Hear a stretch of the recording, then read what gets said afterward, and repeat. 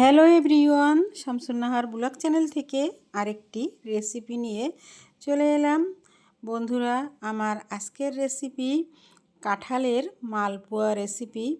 তো কাঁঠালের মালপোয়া রেসিপি কিভাবে তৈরি করতে হয় সেটাই তোমাদের সাথে শেয়ার করে যাচ্ছি। চলো তাহলে রেসিপিটা শুরু করা যাক।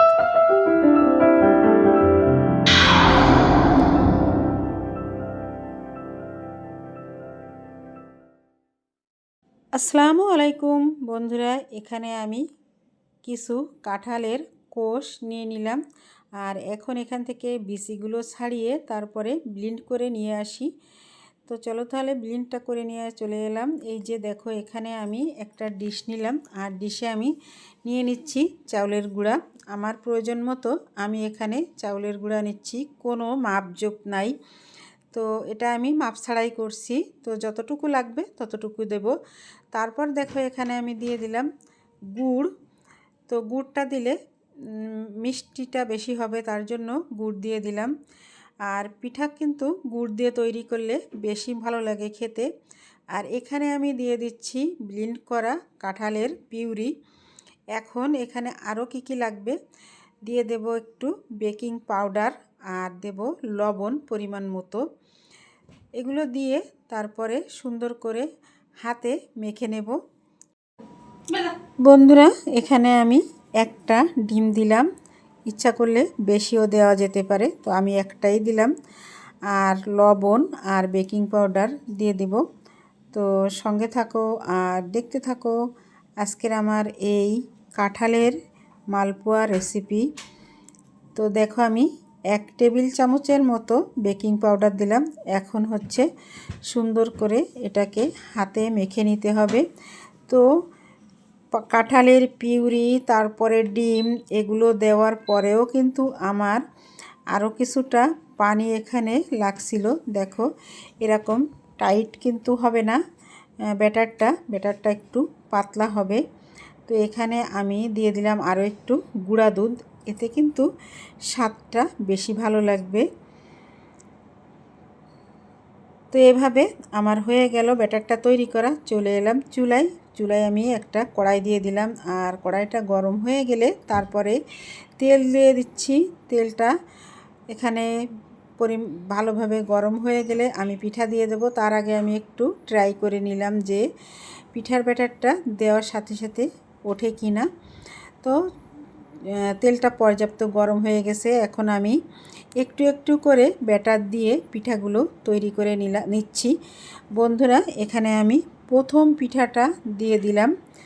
আর কোনো রকম নিচে লেগে যাওয়া ছাড়া কিন্তু পিঠাটা খুব সুন্দরভাবে ফুলে উঠছে। আমি একটা একটা করে ভাজলে দেরি হবে, তাই আমি একসাথে 2, 3, 4 যেভাবে পারছি সেভাবেই পিঠাগুলো দিয়ে তৈরি করে নেওয়ার চেষ্টা করছি।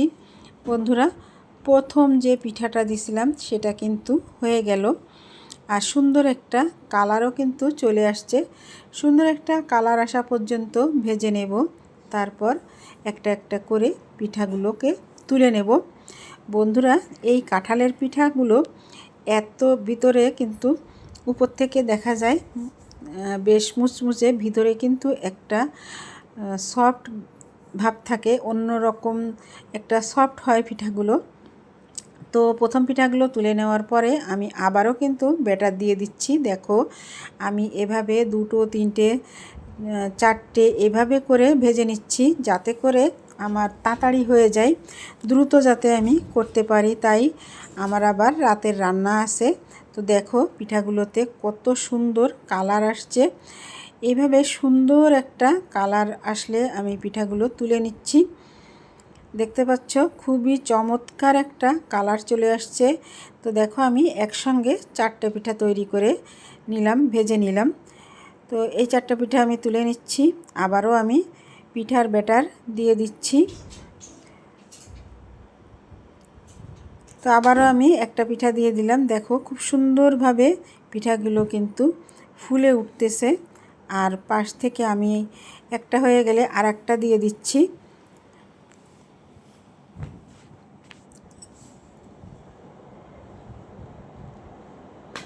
বন্ধুরা, আমরা অনেক সময় দেখা যাচ্ছে কি বড় একটা কাঁঠাল নিয়ে আসলে সেই কাঁঠালগুলো না খাওয়া যায় সম্পূর্ণ আর না ফেলে দেওয়া যায়, কিন্তু একটা টাকা দিয়ে একটা জিনিস কিনে আনলে কিন্তু সেটা ফেলে দিতেও কিন্তু খুবই খারাপ লাগে, কিন্তু তারপরেও কিন্তু আমরা অনেক সময় ফেলে দেই।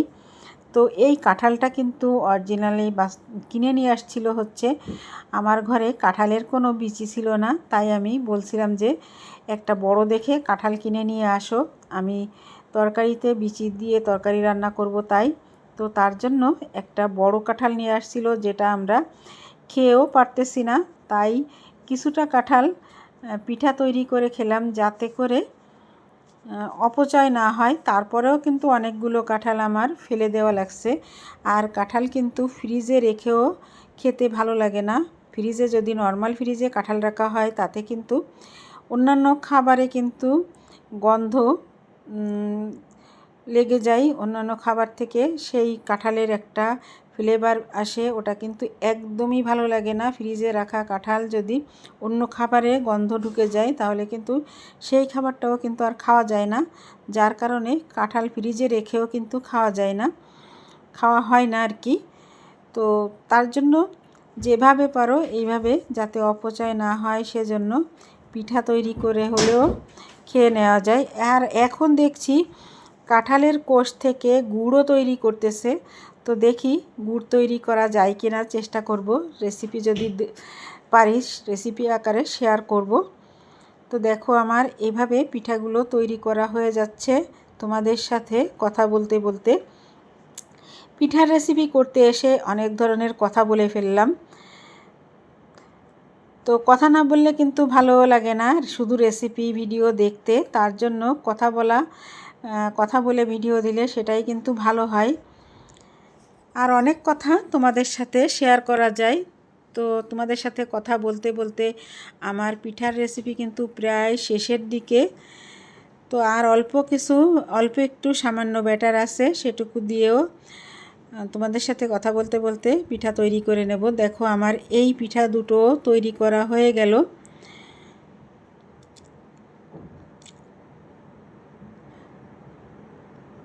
বন্ধুরা, তোমরা যারা এভাবে কাঁঠালের পিঠা তৈরি করে এখনও খাওনি তারা কিন্তু এভাবে তৈরি করে খাবে, খুবই ভালো লাগে খেতে এটা কিন্তু। তো আবারও কিন্তু আমার 3টা পিঠা হয়ে যাচ্ছে।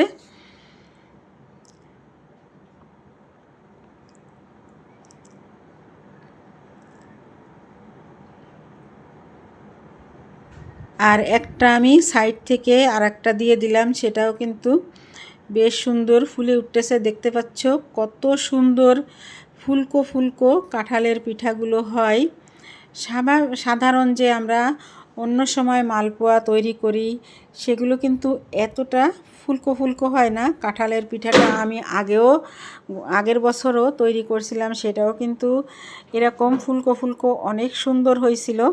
তো এই দেখো আমি পিঠা একটা হয়ে যাচ্ছে, একটা তুলে নিচ্ছি। এভাবে 2-3টা একসঙ্গে দিলে কিন্তু খুব সহজে তাড়াতাড়ি হয়ে যায় অল্প সময়ের মধ্যে।